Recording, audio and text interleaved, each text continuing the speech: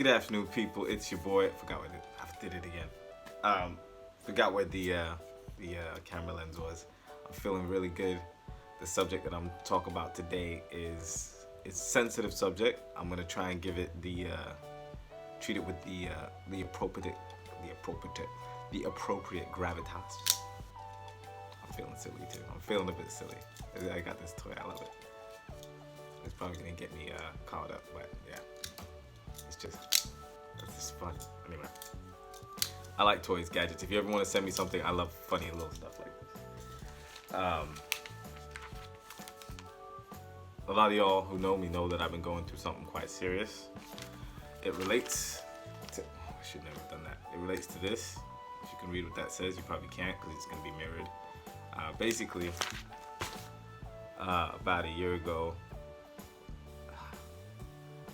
it was said that I was a parent of a child, basically. And long story short, it went back and forth.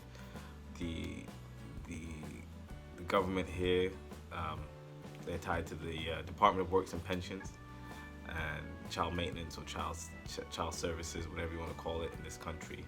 They were very adamant that I was the father of this child. They took money out of my paycheck. They embarrassed me in a lot of ways in front of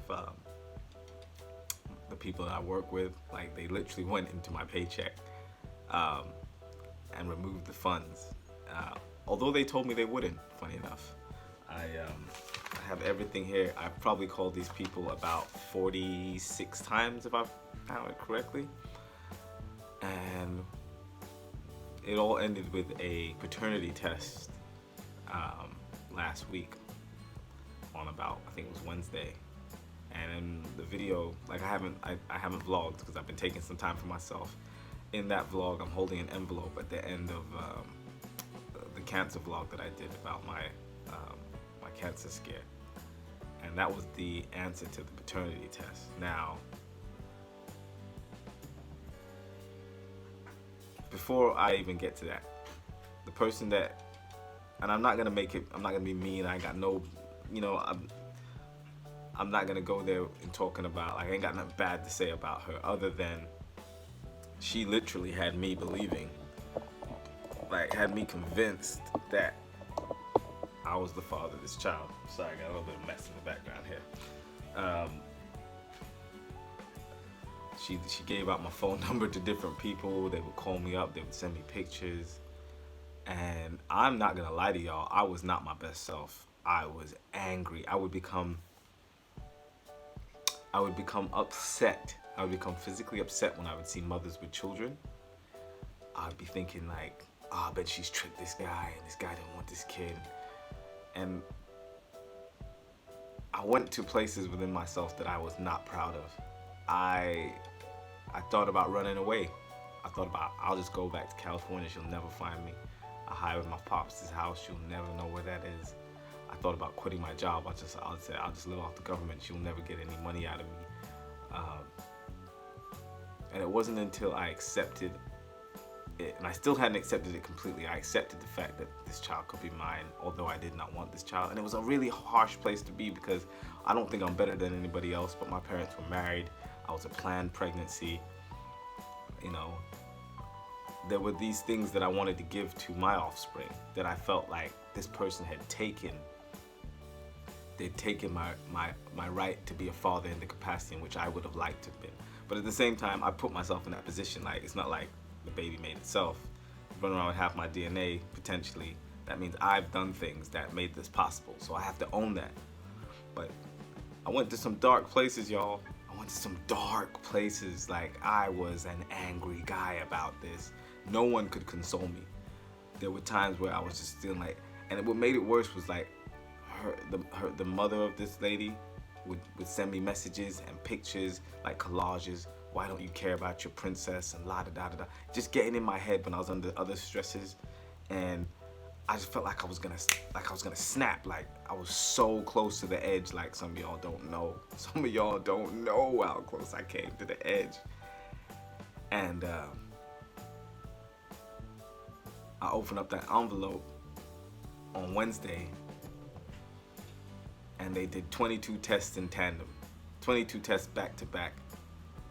And the test clearly states that there is no way I could be this child because I'm missing the necessary DNA markers that would have said that I was this child's father. Now, obviously, I'd stopped rolling at this time, but if you could have seen, had you been a fly on the wall, I fell onto the floor, mouth agape.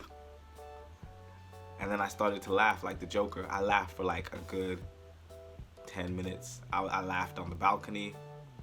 I laughed in the kitchen. I laughed in the bathroom. I laughed. I rolled off the side of the bed, almost bust my head open.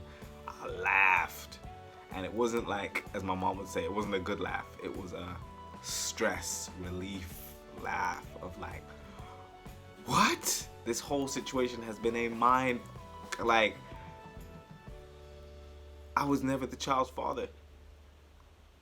I was never, and all the emotions and all the things and all the fear and all the hiding was never even necessary, because had I listened to a vast majority of my friends and family and just gone ahead and gotten the DNA test out of the way, like, I never would have had to deal with any of it. But it was the way that I dealt with it, which was incorrect, and the stress of the situation led to, subsequently led to the breakup that I was with a really lovely lady that I was seeing. She's like, I don't like the way you're doing this. I don't like the way your mentality is right now. And she was, to some degree, some of what she said as regards that situation wasn't fair or true, but some of it was spot on, and I'm big enough to admit it. And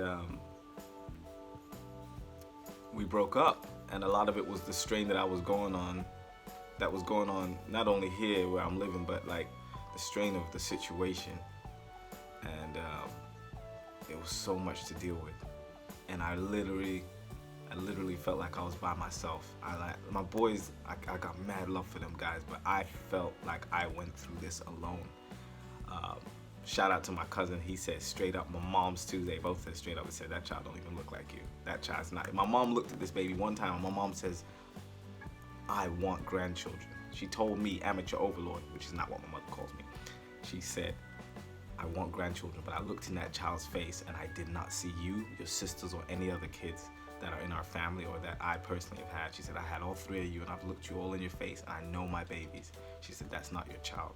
My mother said this. Sharp lady. She's a sharp lady. And she was like, I told her, and she's like, I knew it wasn't your child, but she goes, everyone kind of thought that it was, but she goes, I didn't. She said, I couldn't see it. And I was like, wow. And the terrible thing about CSA is all they've given to me is some weak apology. They don't return my phone calls because I've escalated the complaint. The people at CSA, they told me, oh, you make enough money, you shouldn't be complaining. One lady said to me, why do you guys all have trouble taking care of your responsibilities? And I was like, but wait, I'm telling you, there's a good chance the child's not mine. This person has multiple partners. Like, I'm not judging anybody out here, but there's a good chance it might not be. And she was like, well, you live in London, because this is done up north apparently. And then they sent me a letter, this really condescending letter saying, you believe that we did this and this, and you think that this is this. And I was like, I called the guy up, I was like, my beliefs and my feelings have nothing to do with the facts. Y'all did this. Y'all took my money and then had to give it back, and then was trying to apologize and backpedal like you didn't. Y'all treated me with disrespect. Y'all wrote a condescending letter. This ain't got nothing to do with my feelings. At the end of the day, I've got factual proof. And again, subject access request, which in the United Kingdom means any written information they have as regards me, they had to then post to me in the mail. And this is why this is so thick. This is all the information they had on me there.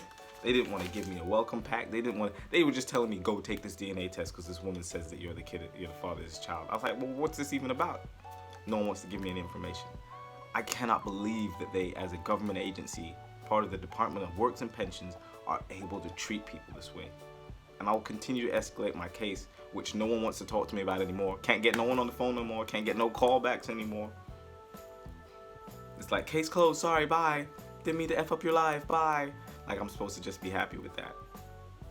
You can't do that to people. I didn't deserve that. I went to a place, but at one point I actually I contemplated suicide for a second. I'll even go and admit that it was a hard. This was a while ago, and I didn't, obviously. I'm still here. I didn't do it, and I would never hide from my problems that way. And I'm not saying that people that who contemplate such things are weak or anything, but for me that was a moment of severe weakness, and I will never go there again.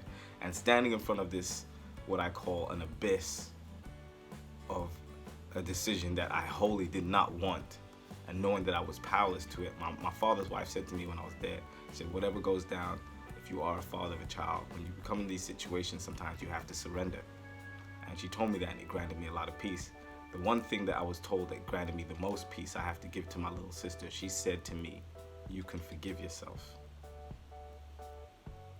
And it was deep, because sometimes when we make mistakes, we're never going to get the absolution that we want. The person may die that hurt us. The person who hurt us may feel that they never hurt us, or they don't care, or they've moved on with their life. They're just gone. They've moved far away. You can absolve yourself. I looked myself in the mirror and I said, I forgive you. And I grieved. I cried. I cried in the mirror with myself. This is very honest. This is very true. This happened, and I absolved myself of this situation. So sometimes when you go through something terrible that is out of your control, especially, like there are people been through traumas, rapes, terrible things that have happened to them, assaults of any kind, terrible childhoods, situations where they felt they should have fought and they didn't fight. You can absolve yourself. It will give you a measure of peace. You can say to yourself, you know what? I forgive you. You didn't do, or you weren't who you needed to be in that situation, and things that happened to you were much out of your control. And I forgive you. You can forgive yourself. And that's the biggest lesson I've got from this. I feel very bad for this child, because I don't know what the end result of them not having a parent will be, or one parent will be, a father, basically. But that's not my responsibility anymore. I still get to have my life the way that I would like it to be, and I've learned a massive lesson in responsibility, and I will take that on board, and hopefully no one else will have to suffer as a result of two people's casual behavior or bad decisions. So this is me, Amateur Overlord. If you have a similar story, if you want to tell me about what you've been through or what you go through, I'd love to hear it. Click like and subscribe. I love you guys, and I thank you for listening to me today. This has been very personal, very honest, very open, and I'll try to keep bringing you this. I apologize for one of the titles of my video. You probably know which it is. It was a bit clickbait. I'm trying to find my lane out here, and there are bumps in the road, and I'll see what I can do about that. All right? I want you to know that individually, as you see this, as I'm looking at you right now, I love you. I love you for taking the time out to watch this and for listening to me. Thank you, and have a great day.